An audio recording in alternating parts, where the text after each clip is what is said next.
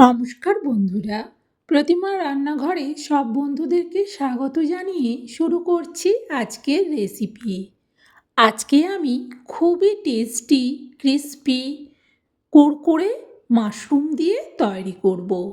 এই মাশরুম কুরকুরে খেতে এত মজা লাগে, একবার বানিয়ে খেলে মনে হবে যেন আরও খাই আরও খাই। দেখো, আমি এখানে সবের প্রথম মাশরুমগুলোকে লম্বা লম্বা করে কেটে নিচ্ছি।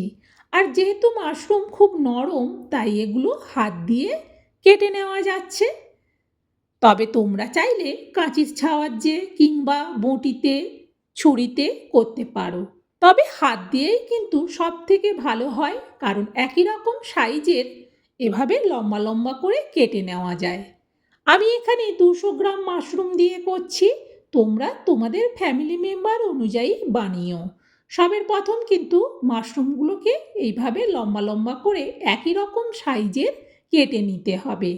আর বন্ধুরা কেউ স্কিপ করে দিও না, আমি কিভাবে এই মাশরুমের কুরকুরে পকোড়া বানাই সেটা তোমরা দেখতে থাকো পুরোটাই। দেখো, সব মাশরুমগুলো কিন্তু একই রকমভাবে আমি লম্বা লম্বা করে কেটে নিয়েছি। এবার এই মাশরুমগুলোকে বেশ ভালো করে জল পাল্টে পাল্টে ধুয়ে নেব। আর ধুয়ে নেওয়ার পর এগুলোকে সুন্দর করে নিংড়ে নিতে হবে।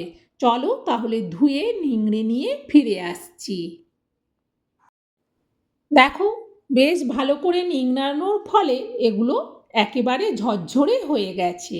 কারণ এগুলো ধোয়ার পরে ভীষণ জল এতে আটকে থেকে যায়, সেই জন্যে ভালো করে নিংড়ে নিতে হয়।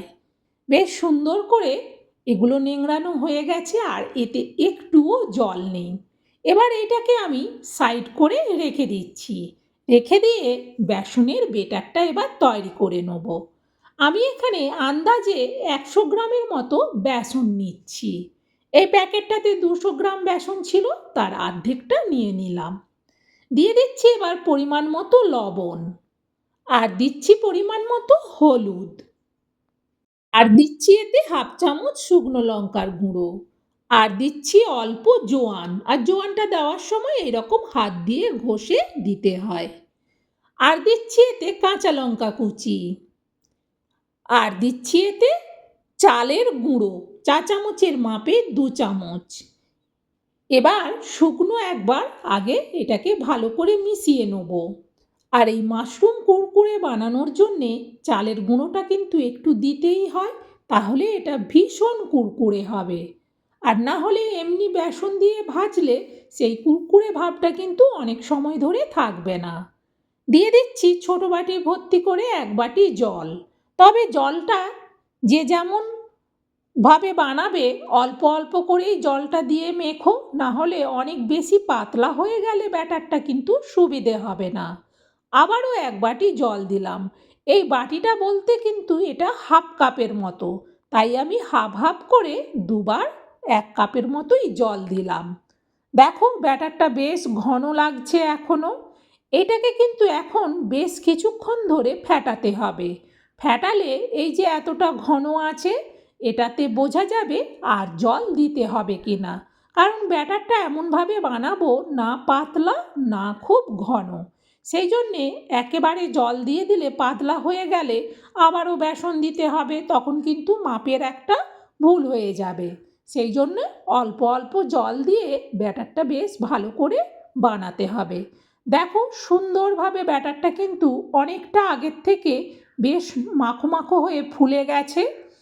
এবার এই মাশরুমগুলো এর মধ্যে দিয়ে দেবো। সব মাশরুমগুলো এইভাবে একইভাবেই দিয়ে একসাথে ভালো করে মিশিয়ে নেব।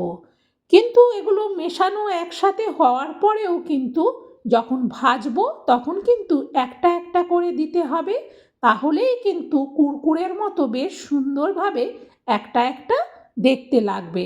আর না হলে একসাথে এইভাবে মিশিয়ে দিয়ে দিলে তখন পকোড়ার মতো হয়ে যাবে, তখন সেই কুরকুরে ভাবটা কিন্তু আর হবে না। সেই জন্যে দেখো, এইভাবে ভালো করে আমি একসাথে সবগুলো মেশালেও যখন কড়ার মধ্যে দেবো ভাজার সময়, তখন কিন্তু একটা একটা করে ছাড়িয়ে দেবো। আর এটা দেখে মনে হচ্ছে সব মিশে গেছে একসঙ্গে, কিন্তু এগুলো একসঙ্গে মেশেনি, একটা একটা করে ছাড়িয়ে নেওয়া যাবে। দেখো সুন্দরভাবে মেশানো হয়ে গেছে। এবার গ্যাস জেলে কড়া বসিয়ে দিয়ে কড়াতে দিয়ে দিচ্ছি তেল। যেহেতু এগুলো ভাজবো তাই একটু বেশি করে তেল দিলাম। দেওয়ার পর খুন্তি দিয়ে তেলটাকে কড়ার উপর পর্যন্ত চাড়িয়ে নিলাম। আর কড়ার তেল সদ্য যখন ভালো করে এটা গরম হয়ে যাবে তখন গ্যাসটাকে একেবারে লো করে দিয়ে আমি একটা একটা করে পকোড়াগুলো এর মধ্যে ছাড়তে থাকবো। পুরো এই পকোড়াগুলো এতটাই লম্বা লম্বা আর সুন্দরভাবে হয়, দেখে যেন মনে হবে কুরকুরে, আর খেতে এত মজাদার হয় যে একটু যখন বানাবে বাড়িতে কিন্তু বেশি করে বানাবে। দেখো এগুলো উপর উপর দিয়ে দিচ্ছি, কিন্তু এগুলো একটাও জুড়ে যাবে না। 2 মিনিট অপেক্ষার পর এক সাইড হয়ে গেছে, আস্তে করে এবার উল্টে দিচ্ছি। এইভাবে যদি মাশরুমের কুরকুরেটা বাড়িতেই বানানো যায়, বাচ্চা থেকে বড় সবাই কিন্তু খেয়ে ভীষণ মজা পাবে। আর মাশরুম পকোড়া আর মাশরুম কুরকুরে যাই হোক না কেন খেতে কিন্তু ভীষণ টেস্টি হয়। আর এইভাবে বানালে টেস্টটা একটু আরও বেশিই হবে। আর চালের গুঁড়িটা দিলে এর কুরকুরে ভাবটা অনেক সময় ধরে থাকবে। আর গ্যাসের ফ্লেমটাকে মিডিয়ামে রেখে বেশ কুরকুরে করে কিন্তু ভেজে নিচ্ছি।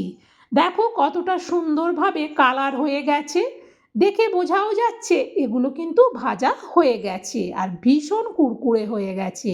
এবার এগুলো তুলে নিচ্ছি। আর বাকি যতগুলো থাকলো সেগুলোও কিন্তু ঠিক একই রকম পদ্ধতিতে সবগুলোকেই ভেজে নেব। তাহলে বন্ধুরা এইভাবে মাশরুম কুরকুরে বাড়িতে বানিয়ে নিও, ভীষণ টেস্টি হয়। একবার এই পদ্ধতিতে বানালে যখনই মাশরুম পাবে দেখবে এইভাবে কুরকুরে বানিয়ে খেতে ইচ্ছে করবে। আর এটা এতটাই টেস্টি হয় যখন বানাবে একটু কিন্তু বেশি করেই বানাবে, কারণ বাড়ির সবাই শুধু বলবে আর একটু দাও আর একটু দাও। বিকেল সন্ধ্যের চায়া কিংবা মুড়ির সাথে এটা একেবারে জমে যাবে। বন্ধুরা এইভাবে মাশরুম কুরকুরে আমি তোমাদের সাথে শেয়ার করলাম। তোমাদের কেমন লাগলো সেটা অবশ্যই কমেন্ট করে জানিও বন্ধুরা। আর ভালো লাগলে একটা লাইক দিও। তোমাদের একটা লাইক রেসিপি শেয়ার করার উৎসাহ অনেক বাড়িয়ে দেয়। আর তোমরাও এটা শেয়ার করে দিও যাতে এইভাবে মাশরুমের কুরকুরে পকোড়া সবাই বাড়িতে বানিয়ে নিতে পারে। আজকের মতো রেসিপি শেষ। আবার অন্য দিন অন্য রেসিপি নিয়ে তোমাদের কাছে চলে আসবো। ততক্ষণ তোমরা সবাই ভালো থেকো, সুস্থ থেকো। তাহলে আজকের মতো বিদায় নিচ্ছি।